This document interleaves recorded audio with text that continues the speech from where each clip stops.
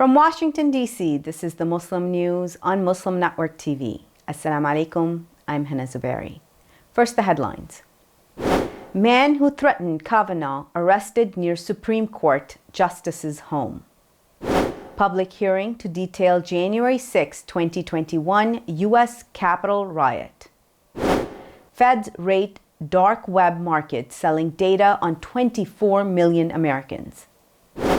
UN warns malnutrition may trigger explosion of deaths of children in Horn of Africa.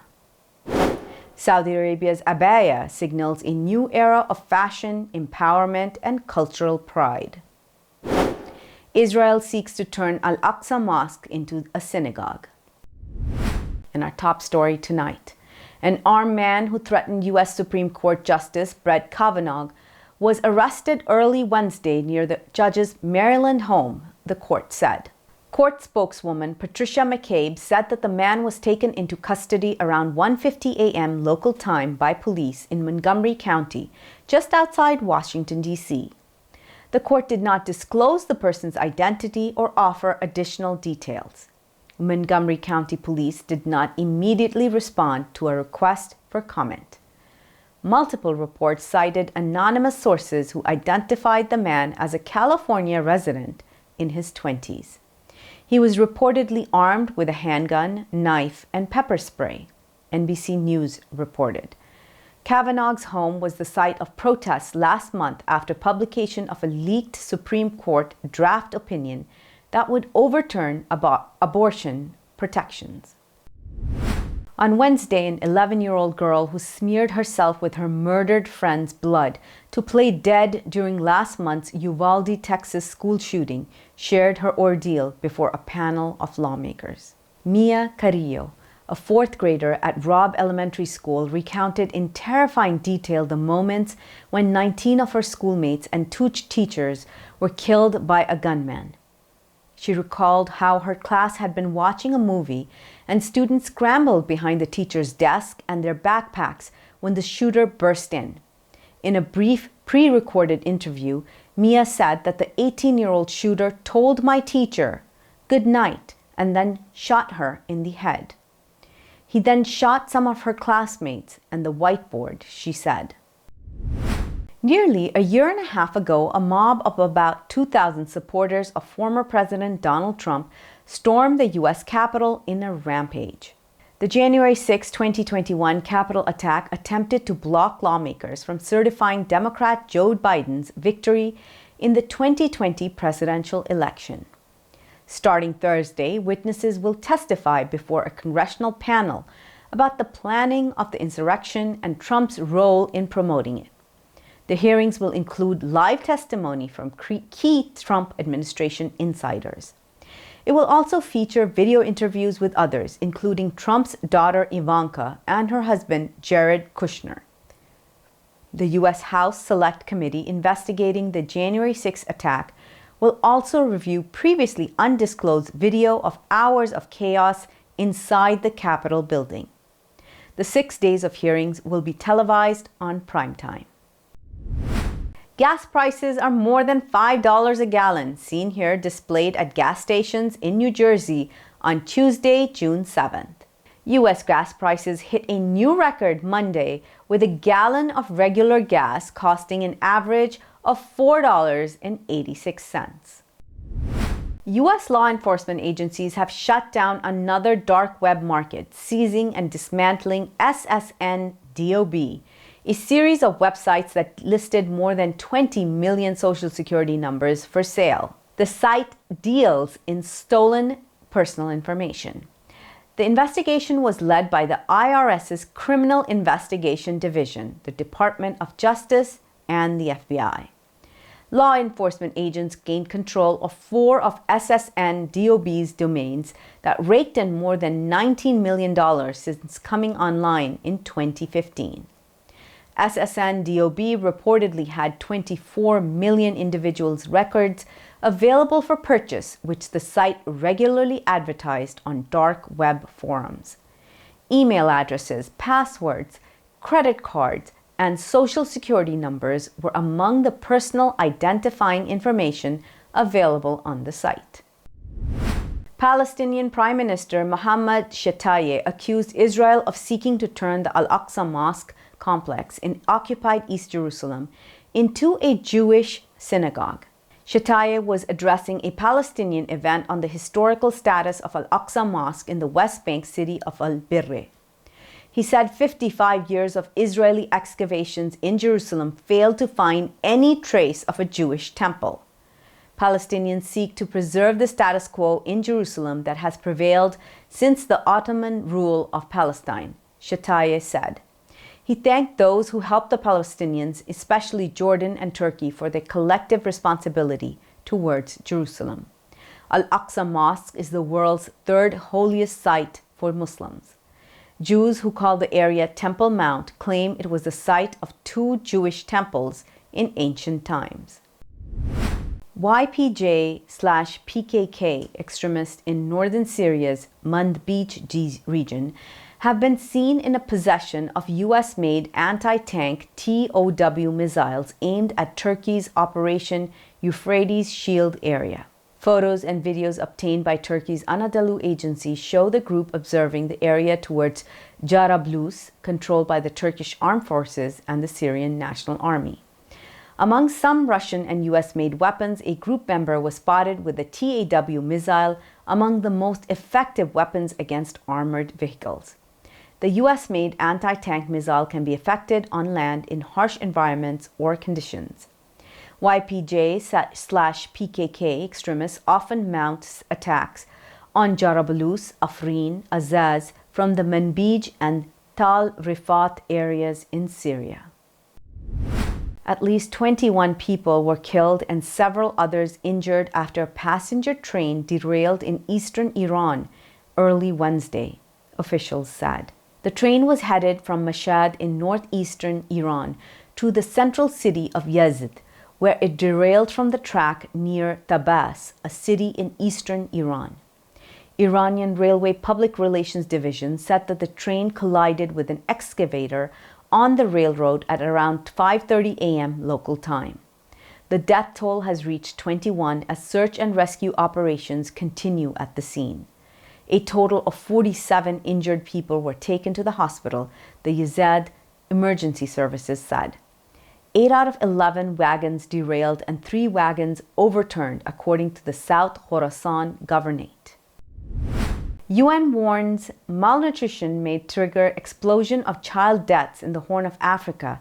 Details after the break. Stay tuned and we'll be right back after these messages.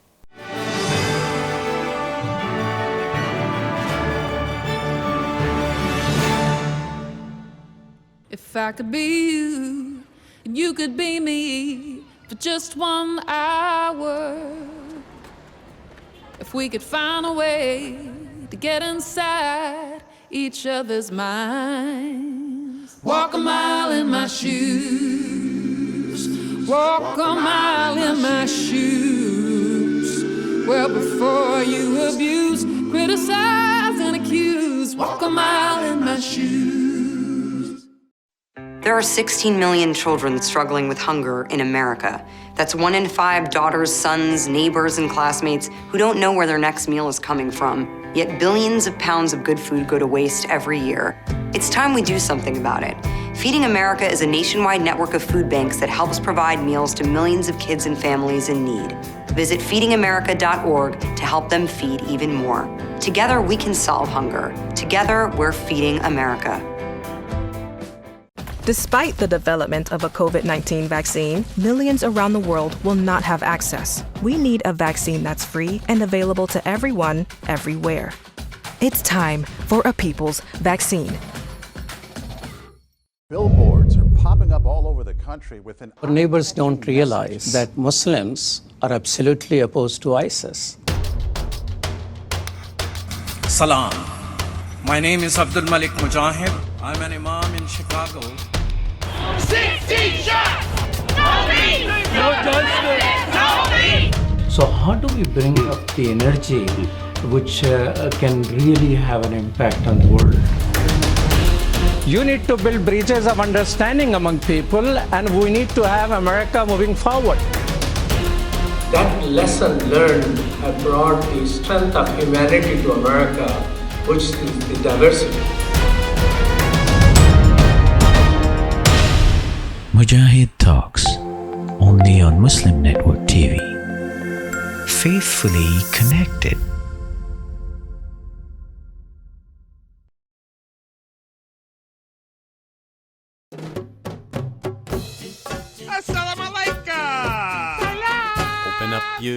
Assalamu alaikum everyone, it's your brother Zain Bika from South Africa.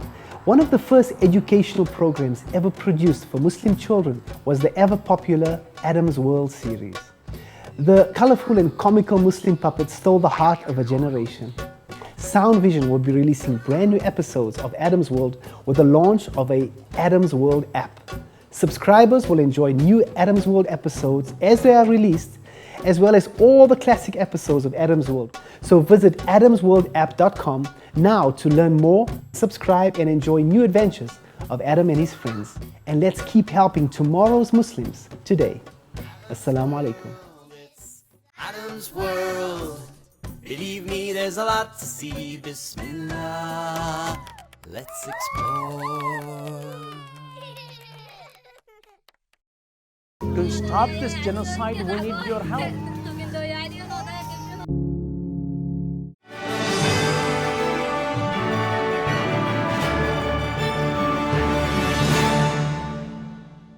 Welcome back. On Tuesday, a UN official warned of an explosion of child deaths in the Horn of Africa, urging the international community to act immediately. Rania Dagash, UNICEF's Deputy Regional Director for Eastern and Southern Africa, spoke at a UN press conference marking World Food Safety Day, June 7th. She said the world must shift its focus from the war in Ukraine to the plight of children in Horn of Africa. An estimated 386,000 children in Somalia alone are in dire need of treatment for life-threatening acute malnutrition, she said. UNICEF's efforts are being hampered by a lack of funds, she added. In 5 months, the number of children in desperate need of treatment due to malnutrition has increased by more than 15%. Burma's military junta shut down a well-known Yangon publish house for importing and distributing a book on the 2017 Rohingya genocide, state newspapers reported. The regime accused Win U Sarpay publishing house of violating the country's 1962 publishing law. It distributed and sold the book Myanmar's Rohingya Genocide, Identity, History and Hate Speech by Ronan Lee, an Irish-Australian researcher. The junta shuttered the company's book distribution center May 28th. State-owned media reported Sarpay was closed because it was distributing the book via Facebook. Since seizing control in a February 2021 coup, Burma's military junta has shut down media outlets and shuttered publishers distributing books critical of its regime. On Tuesday, the UN's Commission of Inquiry on the Occupied Palestinian Territory released its first report criticizing Israel's continued occupation of Palestinian territory. The report also highlighted discrimination against Palestinians as a root cause of diplomatic tensions. The Commission's report noted Israel has no intention of ending the occupation. It also suggested that the violence will likely not stop even if the occupation ends. The report cited several laws, including a controversial naturalization law that discriminates against Palestinians. Israel's Office of the Minister of Foreign Affairs called the report a waste of money and a part of a witch hunt being carried out by the Human Rights Council against Israel. The Human Rights Council created the commission after a spike in violence in May 2021 that left 150 Palestinians and 13 Israelis dead. On Tuesday, Germany and Pakistan agreed to work together to avert a looming humanitarian crisis in Afghanistan. German Foreign Minister Annalena Baerbock and her Pakistani counterpart Bilawal Bhutto Zardari held a joint press conference in Islamabad. They agreed that the Afghan people must not suffer due to international community's ongoing policy of disengagement with the Taliban regime. Barbak, who is on a Pakistani visit, said that the Taliban are leading the country into a downfall. Starvation, girls being deprived of education, women being excluded from participation in public life, and dissenting voices being suppressed were her concerns. She said that there is no room for normalization or recognition of Taliban as legitimate rulers of Afghanistan while the regime goes down this path. At the same time, she said that the world cannot abandon the people of Afghanistan. A voluntary mine disposal team formed by 6 Iraqi women works to neutralize mines left by the terrorist group ISIS in Mosul, Iraq on May 23rd. The team received training and guidance support from a Swiss organization. In Saudi Arabia today, women wear an array of fashionable abayas in a variety of materials depending on the season. The abaya is an outer full-body covering worn by women in public spaces. Women who grew up in Saudi Arabia over the last 3 decades had only 2 style choices: abayas worn over the shoulders or slipped over the head. The garment always came in the color black, but that is no longer the case. From linen to velvet and everything in between, abayas can come in a variety of deep, monochromatic or pastel colors. The abaya industry has evolved from the izar, an 18th century body wrap made of 2 pieces of rectangular fabric stitched together to create one article of clothing. The garment is known by different names throughout the Muslim world. Coming up next after the break is our in-depth analysis segment, so stay tuned and we'll be right back after these messages.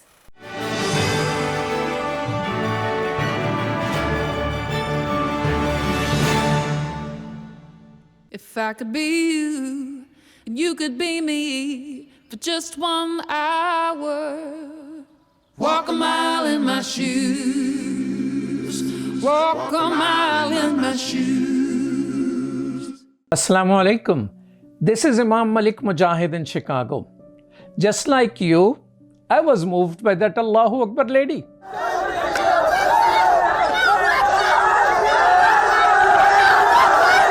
She stood her ground, fearful of none, for her hijab and for her education. Sisters and brothers, Indian Muslims are facing a genocide. India does not care for Muslim protesting, but it does care for the world opinion. Therefore, we must push the United Nations. The UN has a responsibility to protect. They must prevent genocide. Please sign this UN petition now. Get others to sign. It will help. Trust me, it will help. We need 1 million signatures, brothers and sisters. Please sign now.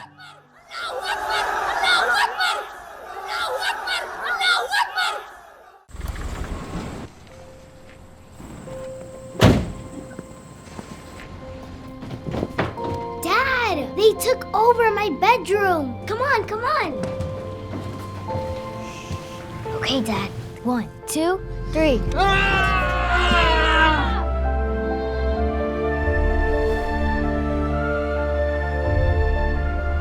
Dad!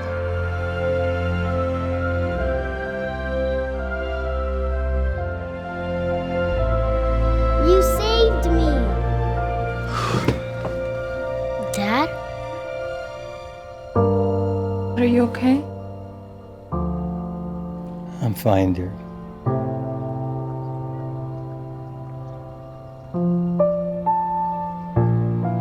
Your hero needs you now, and AARP is here to help. Find the care guides you need at aarp.org/caregiving. We are Justice for All. Headquartered in the heart of downtown Chicago, Justice for All is a global humanitarian initiative dedicated to raising awareness for human rights concerns impacting vulnerable minority groups. Our diverse team of staff and volunteers, led by Imam Malik Mujahid, work tirelessly to help Justice for All achieve their goals.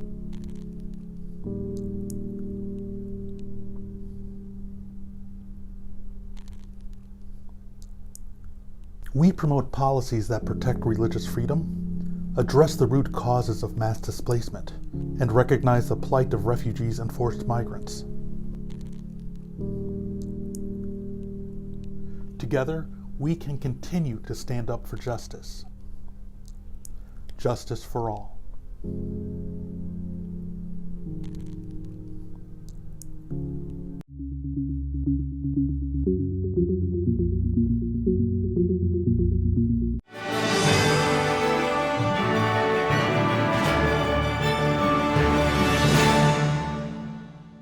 Welcome back. To discuss the January 6th public hearings, let's go to Edward Ahmed Mitchell. Over to you, Edward. Thank you, Hena. Greatly appreciated. And now we move to a discussion about something that every American should be able to see on their television sets tonight, the January 6th committee hearing. Many of you still recall very clearly what happened at the United States Capitol on January 6th, 2021, the attack on the Capitol, the insurrection. And tonight we expect to hear much more about what happened that day, how it happened, and why it happened from members of Congress who've been investigating that attack over the past year and a half.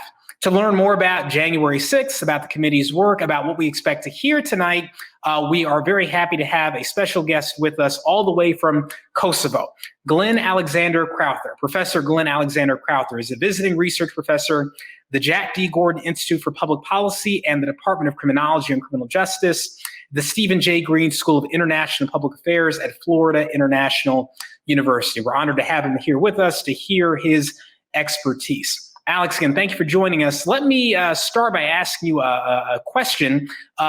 Very simple. What is the January 6th committee? What have they been doing over the past year and a half? And how is this committee different than, say, for example, the 9/11 Commission or the Watergate Committee or other select committees that have investigated major incidents in American history?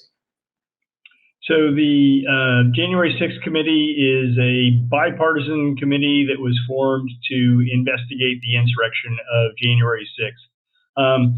Normally, committees like Watergate and 9/11 will have significant amounts of bipartisan support. The problem with this one is there were a number of Republicans who did not want to support this, so they ended up with 2 Republicans on the committee rather than half the Republicans on the committee.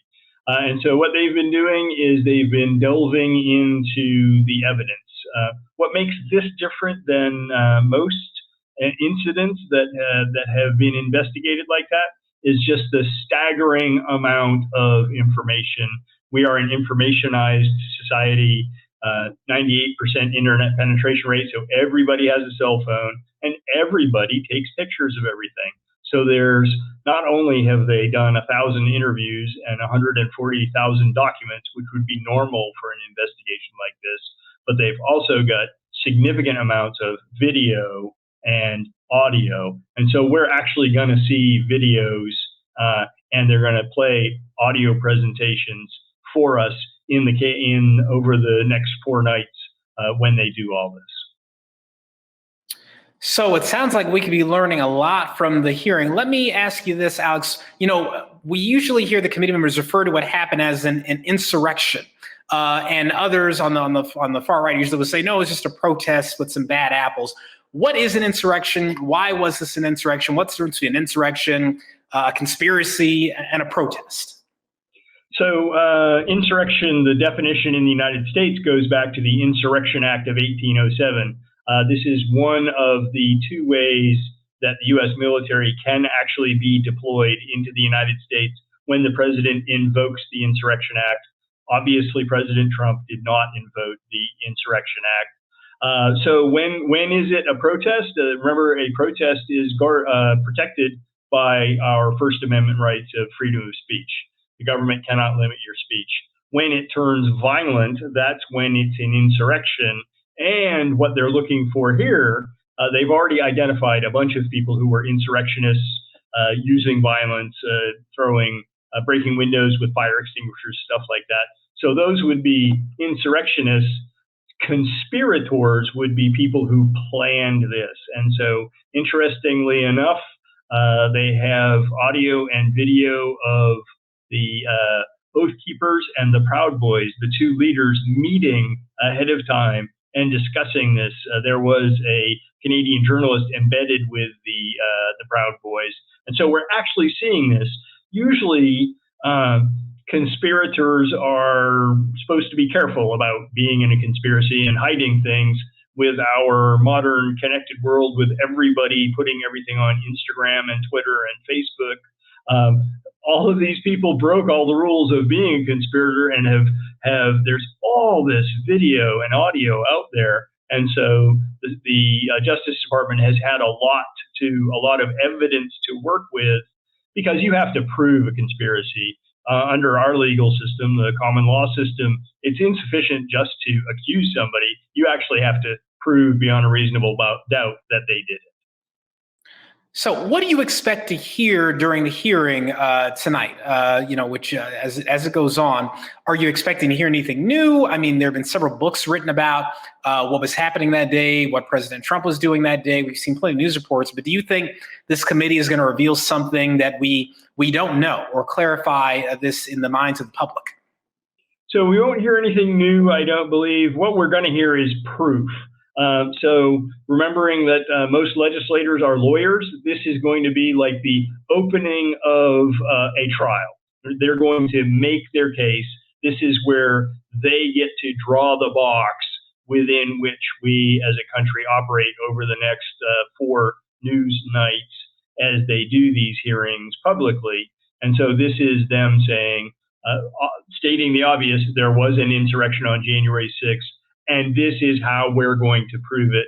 And so nothing startling, but they're going to make the intellectual case that it was an insurrection, and then we're going to see discussions of why was it a conspiracy? What makes this different? Because what makes it particularly heinous is the fact that it was a conspiracy. So I guess a big question is, what role did President Trump play in either planning this or allowing it to happen, based on what you've heard in the public domain so far about his conduct that morning during the speech and his conduct while the insurrection was happening? Do you think that President Trump might be any legal danger at all? Or do you think this is just a matter of the court of public opinion? It's the court of public opinion, because he wasn't a conspirator, right? He may have incited things. You know, we know what he has said publicly. He said, "Hey, let's go. Hey, let's all meet at Capitol Hill on the 6th of January." So he was inciting, but this is all freedom of speech. This is rhetoric. This is not a conspiracy. It's not, "Hey, let's meet on the corner and go do this." So I don't believe that he did a conspiracy.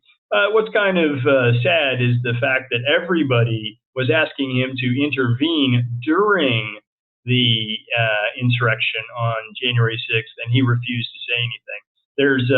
There's been evidence of Republican leaders, Democratic leaders, everybody calling him from Capitol Hill and saying, "Hey, Mr. President, it would be really nice if you lent us your moral authority and told all these people to go home," and he didn't. So it was more of an omission than commission on the 6th of January. Understood. Now, the committee is interesting because it's bipartisan. You have 2 Republican members on it, Liz Cheney and Adam Kinzinger. Most Republicans refused to participate, and to the extent that there were going to be any others on the committee, I understand that Leader McCarthy had recommended, for example, Jim Jordan being on the committee. Do you think that that split, that lack of large Republican acknowledgement of the legitimacy of the committee will undermine its findings no matter what they present? Do you think a large part of the population just will ignore it and not take it seriously? I don't think it's a large portion of the population. If you look at the numbers, they say half of registered Republicans support Trump, and so that's 13% of the American population. So, in anything, 10% of the population isn't going to believe you. So 13% is just a little bit more than that. What happened was Leader McCarthy had nominated some people who had expressed the fact that they would be obstructing the work of the committee, and so Nancy Pelosi vetoed them in person, by name. And then Leader McCarthy said, "Well, if you don't want our people, we're not going to cooperate." And so the two that are there now had volunteered to go there in spite of Kevin McCarthy rather than sent by him. Gotcha. Professor, last question for you. Obviously holding those responsible for the insurrection accountable, that's a big part of the committee's work. But another big part of it is stopping something like this from happening again in the future.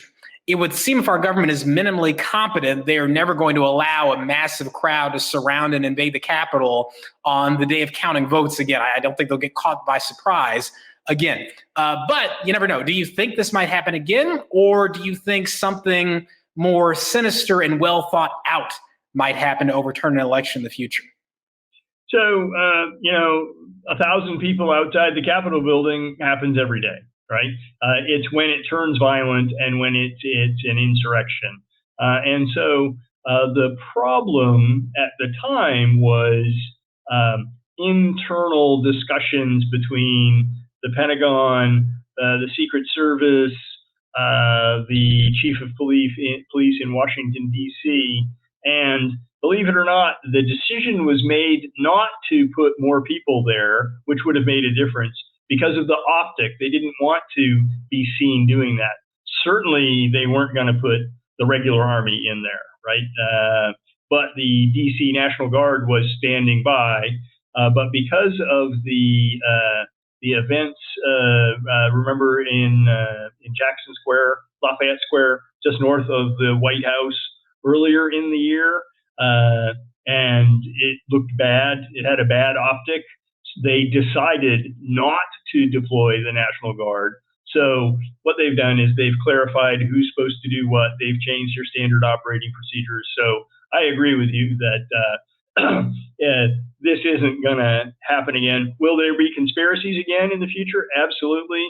But I believe within the next 10 years, which is about the living memory of the organism of the government, every time somebody's going to say, don't put the National Guard there because of the optics, somebody else is going to say January 6th, and they're going to go, okay, probably a good idea to put some people out there. Because honestly, they would have been able to shut the whole thing down. If they'd had the DC National Guard there and they were obviously in a posture of readiness, I think the whole thing would have fizzled out. Woulda, coulda, shoulda, but I guess now they know. And so, as you said, I think this will be fresh on the minds of people in government for years to come. And I suspect what they're going to hear, what they are hearing this evening with the committee will play a role in that.